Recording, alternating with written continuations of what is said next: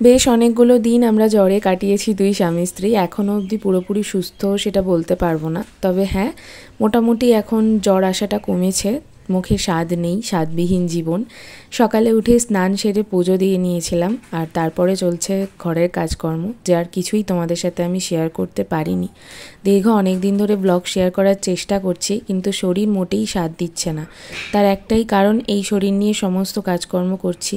আর তাই hello everyone, welcome back to my channel SM couple lifestyle ব্লগে অনেক স্বাগত জানিয়ে আরও একটা নতুন ব্লগ শুরু করছি এখন থেকে। ঘড়ির কাঁটায় এখন বাজে হচ্ছে রাত 10টা। আমি অনেকগুলো দিন পর আজকে আবার ব্লগ শ্যুট করছি। তার অবশ্যই একটা কারণ হচ্ছে, বেশ কয়েকদিন টানা আমরা জ্বরে ভুগেছি। চোখ মুখের অবস্থা দেখে বুঝতে পারছো, চোখ পুরো ঢুকে গেছে। মানে আমি আজকে যখন আইফোনে, মানে তোমাদের দাদাভাইয়ের ফোনে শ্যুট করছিলাম, ব্যাক ক্যামেরাতে না অসম্ভব চোখগুলো ঢুকে গেছে, কালো কালো লাগছে। মানে সামনে থেকে দেখলে, এটা তো অবশ্যই একটা ফিল্টার্ড ক্যামেরা, সামনে থেকে দেখলে ভয় পেয়ে যাওয়ার মতোই অবস্থা। যাই হোক, ঘর দোরের অবস্থা না দেখানোই ভালো। এখন এসেছি কিছু কাজ করতে অবশ্যই, কারণ আমি কালকের থেকে আর থাকবো না। তার জন্য ঘরের কাজকর্ম সবটা মিটিয়ে রাখতে হবে। এখন বাসনপত্র মাঝামাঝি কিছু করতে পারবো না। ওই দুপুরের রান্নার একটা কড়াই পড়ে আছে, সেরকম কিছু রান্না করিনি। হাফ প্যাকেট চাউ ছিল, খেয়ে শেষ করতে হবে, সেই জন্য ওই চাউটাই দুপুরবেলা, একটা ডিম ছিল রান্নাঘরে, সেটা দিয়ে করে খেয়ে নিয়েছি। বাকি যেহেতু জানোই এই ভাদ্র মাসে আর কি তোমাদের রান্নাঘর ঘর সমস্ত কিছু পরিষ্কার করে নিতে হয়। তো সব কাজ আমার কমপ্লিট, এই শরীর খারাপের মধ্যেই করেছি। এখনো অবধি দাঁতের গোড়া এত ব্যথা, মানে অসম্ভব ব্যথা যাকে বলে, তুলনাহীন ব্যথা এমনটাই। আসলে আমার আক্কেল দাঁতগুলো রয়েছে, তার জন্য প্রচন্ড পেন হয়। আর যখন ঠান্ডা লাগে তখন সহজে ছাড়ে না। যতদিন না দাঁতগুলো তুলে দেওয়া হচ্ছে ততদিন এই অসুবিধা চলতেই থাকবে। তো তোমাদের রান্নাঘরটা এক ঝলক দেখাবো। আসলে ইচ্ছে ছিল নতুন করে গুছিয়ে তারপর তোমাদের সাথে শেয়ার করার, কিন্তু সেটা আর হলো কই। যাই হোক, চলো যতটুকু পেরেছি ততটুকুই তোমাদের সাথে শেয়ার করি। আচ্ছা, এই হচ্ছে এখন এই রান্নাঘরের লুক আমার। ঠিক আছে, জানলার ধারে যে দুটো গাছ রাখা ছিল ফেলে দিয়েছি, ওই আর্টিফিশিয়াল এইগুলো যেরকম ছিল না, এইগুলোর মতোই তো ছিল দুখানা, এখানে ফেলে দিয়েছি কারণ ওগুলো নষ্ট হয়ে গেছে। এই দুটো ভালো আছে, এই দুটো এখানে রাখলাম। আর মাইক্রোওভেনটা এখানে ফিক্স করলাম, যেটা ছিল হচ্ছে বাইরের ঘরে, তো ওখান থেকে এনে মাইক্রোওভেনটা এখানে রেখেছি। এই র্যাকটা না ভাবছি এখানটা ড্রিল করে আমার বাবাকে বলবো করে দিয়ে যেতে, কিন্তু এখন তো হবে না। এখন এখানে থাক, হাতের কাছে মশলাপাতি না থাকলে অসুবিধা। তার জন্য টোস্টার আর মিক্সার গ্রাইন্ডারটাকে এখানে রেখেছি।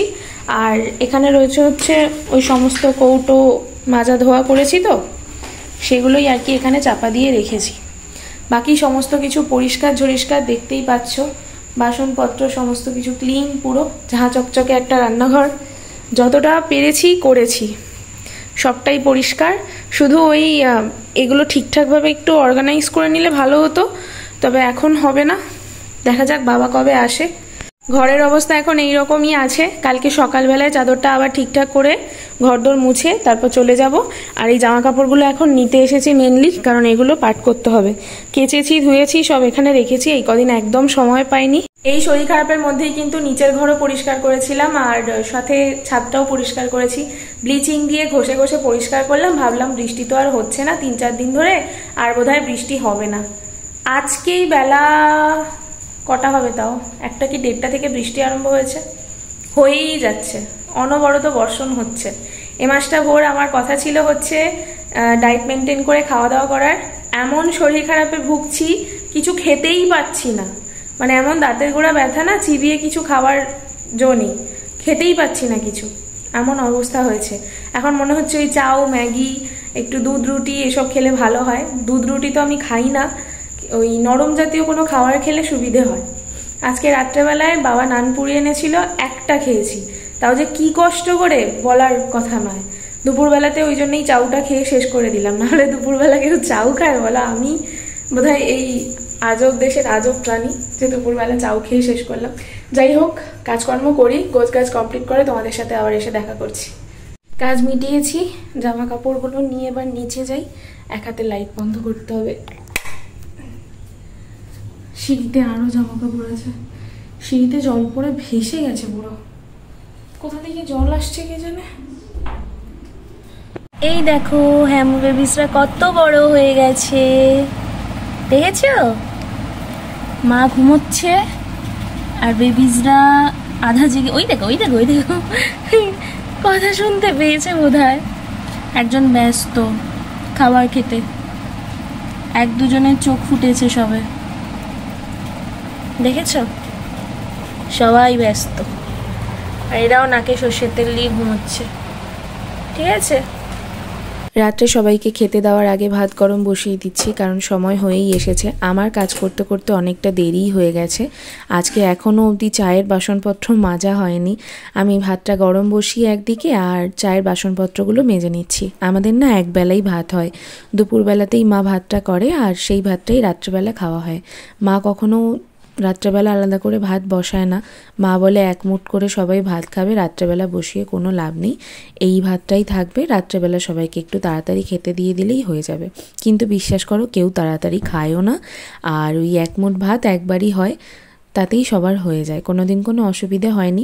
গ্যাসটাকে আস্তে করে ভাতটা গরম করতে দেওয়া হয়, আর যেদিন একান্তভাবে মনে হয় যে ভাত কম আছে সেদিনকে নতুন করে ভাত বসানো হয়। এছাড়া আমাদের বাড়িতে ভাত খাওয়ার লোক বলতে দুজন, আমার হাজব্যান্ড আর আমার শ্বশুরমশাই। বাকি মাও খায় না রাত্রেবেলা ভাত, আর আমি তো খাইই না। সেই জন্যই আরও ভাত করার মতো কোনো প্রেশারাইজ আমাদেরকে কেউ করতেও পারে না, কারণ ওরা সত্যিই না, তোমরা না দেখলে বিশ্বাস করবে না, এক একদিন ভাত খায় এক হাতা করে। ওই যে 9টা সাড়ে 9টার সময় টিফিনটা খায়, ওই টিফিনটা খাওয়ার পরেই পেটটা ভরে যায়, তার জন্য আর ভাত খাওয়ার চাহিদাটা থাকে না। আমার শ্বশুরমশাই তো রোজ ভাত খেতে বসেন শুধুমাত্র ওই মাছে ভাতে বাঙালি কথাটা আছে না, মাছ দিয়ে ভাত খাবেন, সেই জন্য। না হলে ওনার ভাত খেতে বসার কোনো ইন্টেনশনই থাকার কথা নয় 9:30টায় টিফিন খেয়ে। এদিকে চলে এসেছিলাম হচ্ছে নানপুরিটা গরম করতে। বাবা এনেছিল যেটা টিফিনের জন্য, মাও খায়নি, কারণ 9:30টায় চা বিস্কিট খেয়েছে সেই জন্য। আর আমার হাজব্যান্ডও খায়নি, বললো রাত্রেবেলা খেয়ে নেবো। মায়ের তো তরকারি লাগবে না, কারণ মা মিষ্টি দিয়ে খায় রাত্রেবেলা, রুটি হোক আর মুড়ি হোক, যাই হোক না কিছু। আর ওকেই একটাই দিলাম, কারণ ও বেশি এখন কিছু খেতে পারছে না। বাবাকে দিয়েছিলাম হচ্ছে পোস্ত, ডাল, আলু ভাজা আর ডিম ভাজা ভাত। এটা হচ্ছে বাবা। ঝমঝমিয়ে বৃষ্টি হচ্ছিল, ঠিক আছে, যেই জানলা খুললাম অমনি বৃষ্টিটা একটু থামলো, আবার এখন জোরে বৃষ্টিটা এলো। ওই দেখো ওই দেখো, আরো বৃষ্টি বাড়ছে, বুঝতে পারলে? যখনই বৃষ্টি আসবে জানলা খুলতে হবে, তাহলে বৃষ্টি থেমে যাবে। মানে সেটাই, জানলা খুলেই বসে থাকবো এবারে, সেটাই ভাবছি বৃষ্টি এলে তাহলে জামা জল ঢুকেছে, এই যে এখানে জল পড়ছে, এই কোথা থেকে, এই যে এই যে এই যে এইটা থেকে জল পড়ছে। আমি বলছি এখানে খুলে বসে থাকো জানলাটা, হ্যাঁ আমি নিচে চলে যাচ্ছি, বৃষ্টি থেমে যাবে, ঘরের ভেতরে আর জল ঢুকে আসবে না, আমাদের যেমন জলের প্রবলেম হয়। সেটাই সেটাই। এখন কটা বাজে জানো? এই যে রাত 1:26, ঠিক আছে। অপেক্ষা করছি ভিডিওটায় ভয়েস ওভার দিয়ে ওই চ্যানেলের জন্য একটা ভিডিও বানাবো, হচ্ছে হচ্ছে করা, যেই নিচে চলে যাবো অমনি বৃষ্টি কমে যাবে। এই কারণে আমি বললাম যে আমি ভিডিওটা করি, করে ভিডিও তারপরে উপরে আসবো। শুনলো না আমার কথা, এই যে শুনলো না আমার কথা, ঠিক আছে। চলো তাহলে নিচে চলো, এখন ভিডিও করতে বসবো। চলো তাহলে আজকের মতো ভিডিওটা এখানে শেষ করছি। কাজের কাজ কিচ্ছু হয়নি, সব উঠে কাল সকালেই আমাকে করতে হবে দৌড়ঝাঁপ করে। আপাত দৃষ্টিতে আজকের মতো ব্লগটা এখানে শেষ করলাম। ভিডিওটায় কি ভালো লাগবে তোমাদের আমি জানি না, খুব তাড়াহুড়ো করে একটা ব্লগ শ্যুট করা তোমাদের জন্য, অতি অবশ্যই রেগুলারিটি মেনটেন করার জন্য, যেটা আমি চেষ্টা তো করি কিন্তু কোনো কারণবশত হয়ে ওঠে না, হয় শরীর খারাপ নয় কোনো একটা কিছু বাধা তো এসেই যায় সব সময়। তো সেই জন্যই ভিডিওটা শ্যুট করতে শুরু করেছিলাম। অন্যান্য সময় আমি যখন মায়ের বাড়িতে যাই না, মোটামুটি রাত 1টা-1:30টা অবধি আমি শুধু গোছগাছ করি, না বাড়ি যাচ্ছি বলে নয়, সব কাজ চারিদিকে গুছিয়ে রেখে যাই, যাতে বাড়ি এসে একটা সপ্তাহ আমি রিল্যাক্সে থাকি। কোনো তাড়াহুড়ো থাকবে না যে এটা করতে হবে সেটা করতে হবে, খালি বেডশিটগুলো চেঞ্জ করে দেবো, থাকবো, একটা সপ্তাহ পর আবার কাজে হাত দেবো আর কি। তো সেই জন্যেই গোছগাছ, কাচাকুচি, পরিষ্কার ঝরিষ্কার করে সব সব একের পর এক শব্দ বলছি। বৃষ্টি আরও জোর হচ্ছে, চলো। এখনের মতো ভিডিওটা শেষ করছি। ভিডিওটা ভালো লাগলে do like, comment, share, subscribe our channel. Tata guys, দেখা হবে খুব শিগগিরই আরও নতুন একটি ভিডিওর সাথে।